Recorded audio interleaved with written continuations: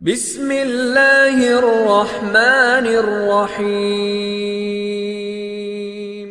منزل سے آگے بڑھ کر منزل تلاش کر، منزل سے آگے بڑھ کر منزل تلاش کر، مل جائے تجھ کو دریا تو سمندر تلاش کر۔ ہر شیشہ ٹوٹ جاتا ہے پتھر کی چوٹ سے، ہر شیشہ ٹوٹ جاتا ہے پتھر کی چوٹ سے، پتھر ہی ٹوٹ جائے وہ شیشہ تلاش کر۔ اخلاق خلق کی جمع ہے۔ خلق کے لغوی معنی ہیں طبیعت، فطرت، خصلت۔ در حقیقت جس طرح خلقت انسان کی ظاہری شکل و صورت ہے، اسی طرح اخلاق انسان کی باطنی شکل و صورت ہیں، اور دونوں کے اچھے برے اوصاف ہیں، اور اجر و ثواب کا مدار ظاہر کے مقابلے میں باطن پر زیادہ ہے۔ اخلاق کسی بھی قوم کی زندگی کے لیے ریڑھ کی ہڈی کی حیثیت رکھتا ہے۔ اخلاق تمام مذاہب کا مشترکہ باب ہے جس پر کسی کا اختلاف نہیں۔ اچھے اور عمدہ اوصاف وہ کردار ہیں جس کی قوت اور درستگی پر قوم کے وجود، استحکام اور بقا کا انحصار ہوتا ہے۔ جس معاشرے میں اخلاق ناپید ہو وہ کبھی مہذب نہیں بن سکتا۔ دنیا کے ساری خوشحالی، خوشی اور امن و امان اسی اخلاق کی بدولت سے ہے۔ اسلام کا نظام اخلاق مکمل طور پر انسانی نفس کی تعلیم و تربیت کی تکمیل کا نام ہے، اور انسانی نفس احساسات اور ذات و صفات سے مزین ہے۔ انسانی معاشرت کی بنیاد جس جذبہ انسانیت پر قائم ہے وہ خوش اخلاقی ہے۔ خوش اخلاقی انسان کے لیے ایک ایسا سرمایہ ہے جس سے ہماری دنیا ایک مثالی دنیا کا روپ دھار سکتی ہے، کیونکہ اگر دنیا سے خوش اخلاقی ختم ہو جائے تو انسان اور درندوں میں کوئی فرق باقی نہیں رہتا۔ انسان نام ہے انسانیت کا، اور انسانیت خوش اخلاقی کے زیور سے وجود پاتا ہے۔ جس معاشرے میں اخلاقیات کوئی قیمت نہ رکھتی ہو، اور جہاں شرم و حیا کے بجائے اخلاقی بادقی اور حیا سوزی کو منتہائی مقصود سمجھا جاتا ہو، اس قوم اور معاشرے کا صفحہ ہستی سے مٹ جانا یقینی ہوتا ہے، خواہ وہ مسلم ہو یا غیر مسلم۔ عروج و ترقی حاصل کرنے والی قوم ہمیشہ اچھے اخلاق کی مالک ہوتی ہے۔ اخلاق کے بغیر انسانوں کی جماعت انسان نہیں بلکہ حیوانوں کا ریوڑ کہلائے گی۔ اخلاق سے روحانی توانائی حاصل ہوتی ہے۔ اخلاق سے روحانی توانائی حاصل ہوتی ہے۔ یہی وہ طاقت ہے جس سے اپنے حقوق اور فرائض سے آگاہی ملتی ہے۔ زندگی کا اصل حسن احسان، ایثار، حسن معاملات، اخوت، رواداری اور قربانی سے جنم لیتا ہے۔ اخلاقی حس لوگوں میں باقی رہتی ہے تو وہ اپنے فرائض کو ذمہ داری اور خوش دلی سے نبھاتے ہیں۔ اسلام میں ایمان اور اخلاق الگ الگ چیزیں نہیں ہیں۔ ایک مسلمان کی پہچان ہی اخلاق سے ہے۔ اگر اخلاق نہیں تو وہ مسلمان نہیں۔ ایک مسلمان ایمان کا تو دعویٰ کرے مگر اخلاقیات سے عاری ہو تو کیسا مسلمان؟ اخلاق کردار کا ایک ستون ہے جس کی بنیاد ہی پر انسانیت کا تاج رکھا ہوتا ہے۔ اخلاق ایک سیڑھی ہے جس پر قدم رکھتے ہی انسان عروج پاتا ہے، با کردار کہلاتا ہے، لوگوں کے دلوں میں گھر بنا لیتا ہے۔ بہترین اخلاق بہترین انسان کا مظاہرہ کرتا ہے۔ انسان اخلاق کی وجہ سے پہچانا جاتا ہے۔ اخلاق انسان کو اعلیٰ مقام پر فائز کرتا ہے۔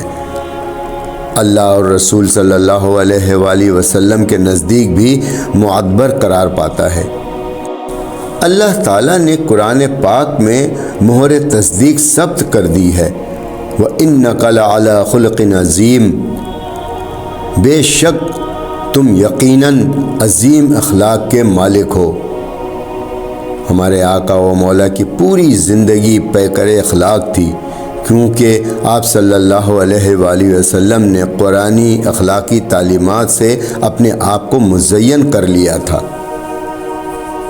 حضرت جابر بن سمرہ رضی اللہ تعالی عنہ سے روایت ہے، حضور پرنور صلی اللہ علیہ وآلہ وسلم نے ارشاد فرمایا، مسلمانوں میں سب سے زیادہ اچھا وہ ہے جس کے اخلاق سب سے زیادہ اچھے ہیں۔ حدیث جابر بن سمرہ 7/410، حدیث نمبر 20,874۔ خود حضور صلی اللہ علیہ وآلہ وسلم نے فرمایا کہ قیامت کے دن میرے نزدیک تر وہ ہوگا جس کا اخلاق اعلیٰ ہوگا۔ سبحان اللہ۔ بخاری شریف۔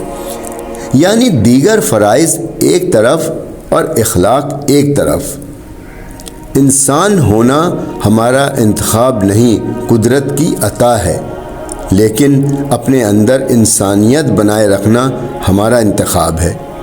ادب انسان کو اخلاق کی بلندیوں تک لے جاتا ہے، علم نہیں، کیونکہ علم تو شیطان کے پاس بھی تھا مگر ادب نہیں تھا۔ قول زریں حکیم سعید مرحوم، اللہ تعالیٰ انہیں غریق رحمت کرے۔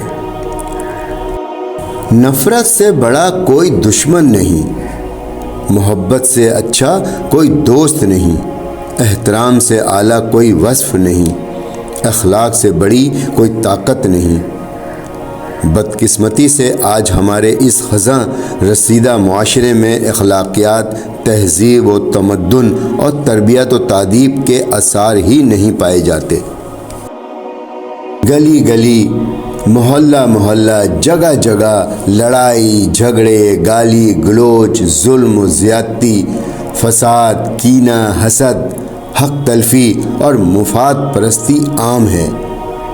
دھوکہ دہی، بد دیانتی، جھوٹ، خوشامد، دوغلا پن، لالچ، ملاوٹ، ناپ تول میں کمی، کون سا ایسا اخلاقی مرض اور بیماری ہے جو ہم میں نہیں؟ یہ ایک ناقابل تردید حقیقت ہے کہ اخلاقی بگاڑ آج ہماری زندگی کے ہر شعبے میں داخل ہو چکا ہے۔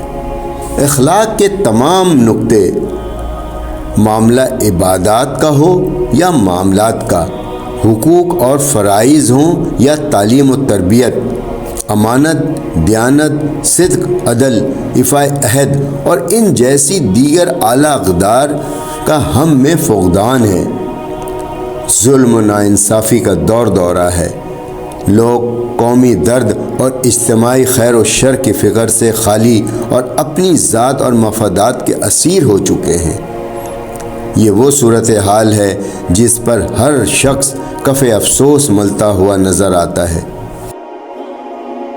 اس وقت دنیا میں سب سے زیادہ اخلاقی بگاڑ اور رواداری و معاملات کی بے خنی اور کسی بھی معاشرے میں دیکھنے کو نہیں ملتی جو ہمارے یہاں ہے۔ دنیا کے ہر میدان میں ہار جیت ہوتی ہے، لیکن اچھے اخلاق میں کبھی ہار نہیں اور تکبر میں کبھی جیت نہیں ہوتی۔ انسان کی پہچان اچھے لباس سے نہیں بلکہ اچھے اخلاق اور ایمان سے ہے۔ شیخ سعدی رحمۃ اللہ علیہ نے کیا خوب فرمایا، اپنے اخلاق کو خوشبو بنا لو اور کچھ نہیں پاس بیٹھنے والا خوشبو تو حاصل کرے گا۔ اللہ کا بنایا ہوا ہر انسان خوبصورت ہے، بس کمی ہمارے اخلاق اور رویوں میں ہے۔ ہم اپنے علم سے تو دوسروں کو ہرا سکتے ہیں، لیکن اصل فاتح وہ ہے جو اخلاق سے دوسروں کو ہرا دے۔ اخلاق کے بغیر انسان کچھ نہیں اور انسانیت کے بنا معاشرہ کچھ نہیں۔ لہٰذا ہمیں خود کو بہتر بنانا ہوگا۔ صرف اور صرف باتوں سے کام نہیں چلے گا، ہمیں عملی طور پر تمام تر اعلیٰ اخلاق کے اقدار کو اپناتے ہوئے اپنے فرائض کی ادائیگی پر غور کرنا ہوگا۔ جب فرد واحد اپنے آپ کو بدلے گا تو معاشرہ خود بخود تبدیل ہو جائے گا۔ پھر ہم کہہ سکیں گے کہ ہم کسی اچھے اور بہترین معاشرے کے افراد ہیں جہاں تمام اخلاقی پہلو نظر آتے ہیں۔ آئیے آج ہی ہم عہد کر لیں کہ تمام برائیوں سے توبہ کرتے ہیں جو اسلام میں منع کر دیے گئے ہیں۔ ہم اپنے معاشرے کو اسلامی اخلاق کا نمونہ بنائیں گے تاکہ ایک مثالی اسلامی معاشرہ جنم لے اور پوری دنیا میں ہم سرخرو ہوں اور سر بلند کر کے کہہ سکیں کہ ہم اخلاقی اقدار کے معاشرے کے فرد ہیں۔ فرد واحد کا کردار ایک بہترین معاشرے کی تشکیل کے لیے لازمی جز ہے۔ اب آپ پر منحصر ہے کہ آپ ایک مثالی اور بہترین اور اسلامی معاشرے کی تشکیل کے لیے اپنا کردار کس طرح سے ادا کر سکتے ہیں۔